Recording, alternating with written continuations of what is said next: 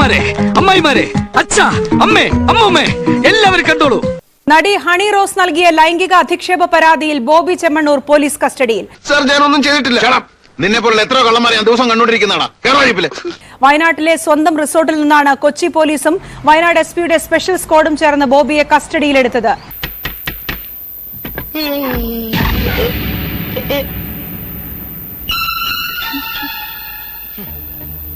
എന്റെ ചങ്ക് തകർന്നുപോയി. കുറെ നാളായി മനുഷ്യന്റെ സ്വൈര്യം കിടത്താൻ തുടങ്ങിയിട്ട്. പോനാ പോട്ടോന്ന് വിചാരിക്കും തോറും അഹമ്മദ് കൂടി വരിക. ബോബി ചെമ്മണ്ണൂർ കേസായല്ലോ.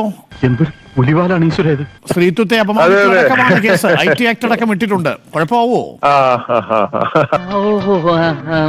പനിനീർ പൂവ് കണ്ടാ തോന്നുമോ അതിന്റെ അടിയിൽ കൂർത്ത മുള്ളുകളുണ്ടെന്ന്? താങ്കൾ എങ്ങനെ കാണുന്നു ഇതിനെ?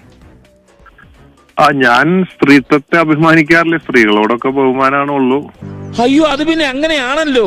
കല്യാണത്തിന് ശേഷം ഇപ്പോഴും കളി തുടങ്ങിയോ? കളി മുടങ്ങാതെ നടന്നോട്ടെ. ഇപ്പൊ ഞങ്ങൾ രണ്ടുപേരാണ് പോണത്. തിരിച്ചു വരുമ്പോ മൂന്നാമതൊരാളുണ്ട്. നല്ല ഒന്നാന്തരം 916 എന്റെ സാധനം ഞാൻ കാണിച്ചു തരാം. അതൊന്ന് ഇട്ട് നോക്ക്. പെൺകുട്ടികളെ കാണുമ്പോ തനിക്ക് എന്താ ഭ്രാന്താണോ? സ്ത്രീകളുടെ മനഃശാസ്ത്രത്തിൽ ഞാനൊരു എക്സ്പെർട്ട് ആയിരിക്കാം. പിന്നെ മോശമായ വാക്കുകളൊന്നും ഞാൻ ഉപയോഗിച്ചിട്ടില്ല. തങ്കം പോലത്തെ മനുഷ്യന് എന്തിനാ കൊച്ചമ്മ വെറുതെ സംശയിക്കുന്നത്? പുറത്ത് തങ്കം തന്നെയാ, അകത്ത് ചെമ്പുണ്ടോന്ന് ഈയിടെ എനിക്കൊരു സംശയം. കുന്തി ദേവിയോട് ഉപമിച്ചിരുന്നു എന്നുള്ളത് സത്യമാണ്. അത് വളരെ ഓപ്പൺ ആയിട്ട് സ്റ്റേജിൽ വെച്ചാണ്. അതിന് ആൾക്ക് ബുദ്ധിമുട്ടുകളൊന്നും ഉണ്ടായില്ല. Very good. അപ്പൊ പ്രശ്നമല്ല, സോൾവ് ആയി കാണുമല്ലേ? ഇല്ല, കൂടുതൽ ഗുരുതരമായിരിക്കുക. അല്ല, അതൊരു സാഹചര്യം ഒരുക്കി കൊടുത്തു. അങ്ങേക്ക് ഇപ്പൊ മറ്റെത്രയോ കഥാപാത്രങ്ങൾ പറയാമായിരുന്നു. നമ്മളാരും അധികം ഈ അങ്ങ് കണ്ടിരുന്നോ ഈ മഹാഭാരതത്തിൽ അങ്ങനെ ഒരു കഥാപാത്രം ഉണ്ടോ? ഉണ്ട്. ഒരു ഹിന്ദി സീരിയലുണ്ട്. അത് വീട്ടിലും നാട്ടിലും ഒക്കെ പറഞ്ഞു നിൽക്കാൻ ഒരു കച്ചിത്തുരുമ്പ്. അല്ലാതെ എനിക്കിങ്ങനൊരു തെറ്റ് വരാൻ വഴിയില്ല. അപ്പൊ നമ്മൾ അത് പറയുമ്പോൾ ഇതുപോലെ മറ്റുള്ളവർ അവരെ മോശമായി ചിത്രീകരിക്കണമെന്ന് നമ്മൾ ആഗ്രഹിച്ചിട്ടല്ലോ. ഈ പല കുറെ ഞാൻ കേട്ടതാ.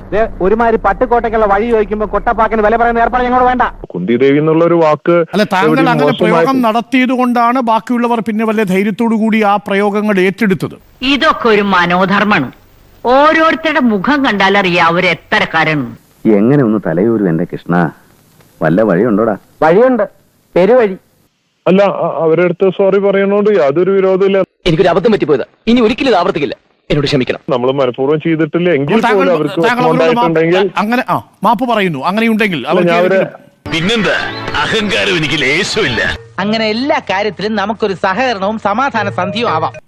ഖേദിച്ചിട്ടുണ്ടെങ്കിൽ തീർച്ചയായും നമ്മളെ കൊണ്ട് ഒരാൾക്കൊരു വിഷമം അറിഞ്ഞോ അറിയാതെ ഉണ്ടായിട്ടുണ്ടെങ്കിൽ, ഇവിടെ അറിഞ്ഞൊന്നും ചെയ്തിട്ടില്ല ഉണ്ടായെങ്കിൽ പോലും നമുക്ക് അതിൽ വിഷമമുണ്ട് അങ്ങനെ വന്നതിൽ.